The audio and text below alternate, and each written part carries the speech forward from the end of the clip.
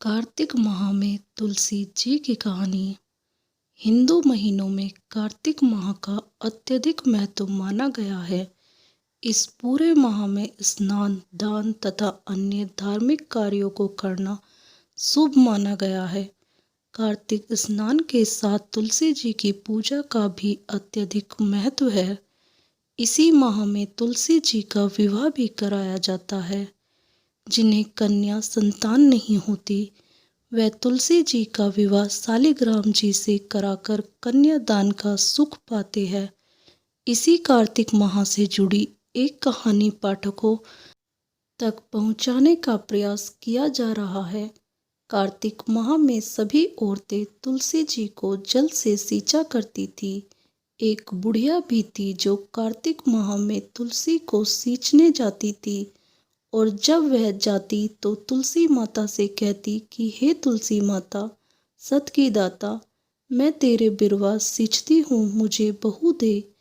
पीले रंग की धोती दे, मीठा ग्रास दे, बैकुंठ में वास दे, अच्छी मौत दे, चंदन का काठ दे, अच्छा राज दे, खाने को दाल भात दे, और एकादशी के दिन कृष्ण का कांधा दे।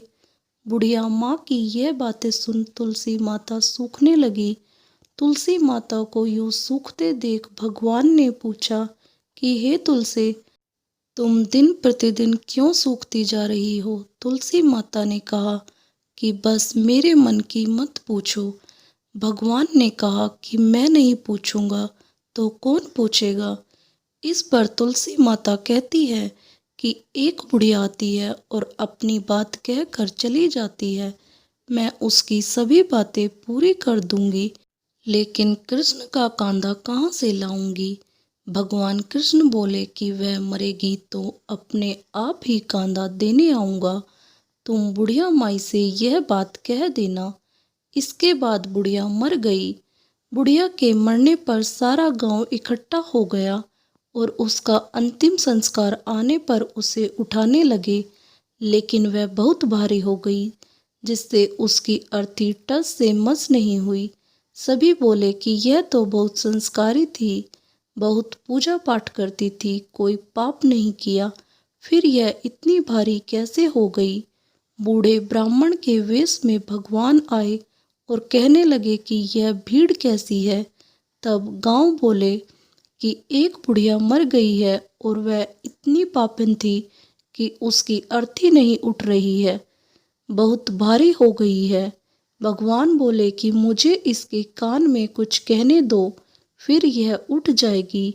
भगवान बुढ़िया के पास गए और उसके कान में कहा कि माई, तू अपने मन की कर ले, पीतांबर की धोती ले, मीठा ग्रास ले, वैकुंठ में वास ले, चटक की लाल ले, चंदन का काठ ले, झालर की झनकार ले, दाल भात को जी और कृष्ण का कांधा ले।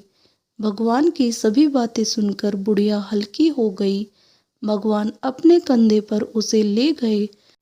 बुढ़िया को मुक्ति मिल गई और वह वैकुंठ को चली गई। हे तुलसी माता, जैसे आपने उस बुढ़िया माई को मुक्ति दी, वैसे सभी की करना। जैसे भगवान ने उसे कांधा दिया, हमें भी देना। कहानी अच्छी लगी तो लाइक करें और चैनल को सब्सक्राइब करना ना भूलें। धन्यवाद। राधे राधे।